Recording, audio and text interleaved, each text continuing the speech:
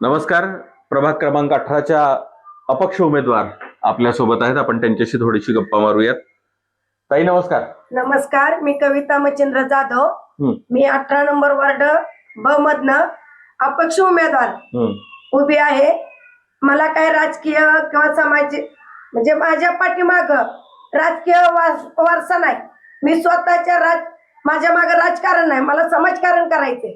आणि या समाजकारण करण्यासाठी मला अनेक नेत्यांनी दम दिला किंवा नेत्यांच्या कार्यकर्त्यांनी टॉर्चर केलं, तरी मी न घाबरणारी आहे. मला लय जणांनी टॉर्चर केलं. तू आज उभी राहिली, उद्या जर नगरपालिकेत त्यांचा नगराध्यक्ष आला तर तुला एकच मुलगा आहे, त्या मुलाचं तुझं काय होणार? असे लय जणांनी मला धमके दिले, पण मी त्यांच्या धमकीला घाबरणारी नाही. मी काय सांगते, मी यावर्षी पहिल्यांदा उमेदवारीला उभी राहिली. या वर्षी मी शिकली की नेमकं राजकारणात चालतंय काय. राजकारणात सगळी दंडलशाही, मोगलाई आणि पैशाचा माज. मला राजकारण करायचं नाही, मला माडीवर माडी बांधायची नाही. मला समाजकारण करायचंय, मला जनतेत फिरायचंय, मला जनतेसाठी आवाज उठवायचा आहे. ज्या ठिकाणी महिलेवर अन्याय होईल त्या ठिकाणी कविता जाधव निम्म्या रात्री म्हणजे रात्रीच्या 12ला सुद्धा जाऊन उभी राहणार आहे. फक्त मला एवढं सांगायचं जनतेला की पैशाकड, मटणाकड, दारूकड बघू नका.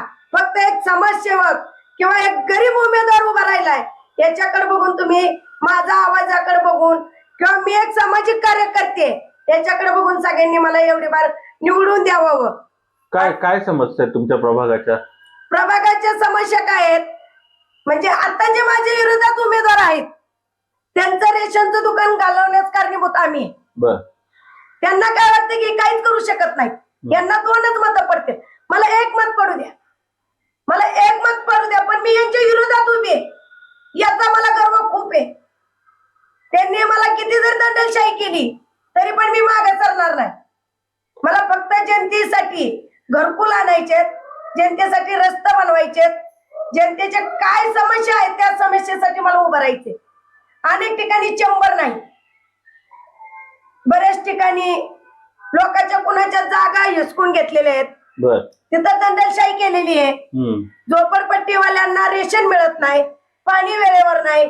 जी महिला मंदिरापाशी विकायला जाती त्या महिलेला संध्याकाळी उशिरा येऊन पाणी मिळत नाही. त्या बाईचा नवरा जर दारू पित असला तर समोरची माणसं त्याला अजून थोडं पाजून त्या महिलेला त्रास द्यायला बघते. मला तो पण त्रास बंद करायचा आहे. एक महिला सक्षम बनवायची मला, की महिला कधीच कुणाला घाबरू शकत नाही. की महिलेच्या पाठीमाग तिचं घर जर उभं राहिलं किंवा तिचा एक नवरा उभा राहिला तर महिला कधीच कुणाला डगमगू शकत नाही.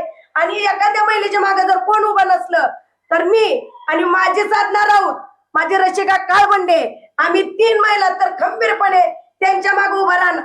आम्ही अन्यायाविरुद्ध आवाज उठवल्याशिवाय राहणार नाही. आतापर्यंत अन्यायाविरुद्ध आवाज उठवल्यामुळेच तुम्हाला त्रास झाला? हो, खूप त्रास झालाय. आता आम्ही उपोषणला बी बसलो, सगळे केलं. भरपूर ठिकाणी आम्हाला टॉर्चर करण्यात आलं, पण त्या टॉर्चरला न घाबरता आता लोक मजे नव्हते. तुम्हाला मत पडणार नाही, तुमचं पैशाची वाटप नाही, तुम्ही पोरांना जेवायला दिलं नाही. मी एक गरीब उमेदवार आहे, मी सर्वसाधारण उमेदवार आहे, मी एक बांगडीचा व्यापार करून खाणार उमेदवार आहे. त्याच्यामुळे जनतेने मला एवढी बार सहकार्य करावं. मला राजकारण करायचं, मला समाजकारण करायचं. जनता पण तुमच्यासारखीच गरीब असेल तुमच्या प्रभागातली? भरपूर जनता गरीब आहे, फक्त मोठ्याचे मोठे जे मटण अंडी खायला देतात त्यांची जनता ते त्यांचेच नाव घेणार. तुम्हाला वाटतं बदल होईल, लोक तुमच्या बाजूने मतदान करतील? तुम्हाला माझ्या बाजूने मतदान करतील. ज्यांना जे अन्याय विरुद्ध उभं राहायचे, ज्याच्यावर अन्याय झालाय ते 100% मला मतदान करतील. नाही यावरील केलं तरी मी डगमगत नाही. मी तरी पण समाजकारण करतच राहणार. मी वार्डाचं परिवर्तन घडवतच राहणार. मी नगरपालिकेसंघ भांडतच राहणार की माझ्या वार्डातल्या मतदारांना इथला हक्क मिळालाच पाहिजे. त्यांना काय असेल ती सरकारी योजना ही भेटल्याच पाहिजे. आता काय सांगाल जनतेला शेवटी जाता जाता तुम्ही तुमच्या प्रभागातल्या मतदारांना? जनतेने न घाबरता कुणाचंही मटण खाऊ द्या, काय खाऊ द्या, पैशाच्या मागे न जाता एक गरीब उमेदवार, अपक्ष मी गरीब उमेदवाराची मदत करावी. मला एवढी बार निवडून द्यावं. मी त्यांच्या हक्कासाठी अहोरात्र उभी राहील.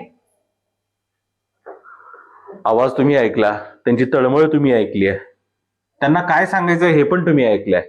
तेव्हा या अशा उमेदवाराला, सर्वसामान्य उमेदवाराच्या पाठीमागे आपण उभं राहिलं पाहिजे.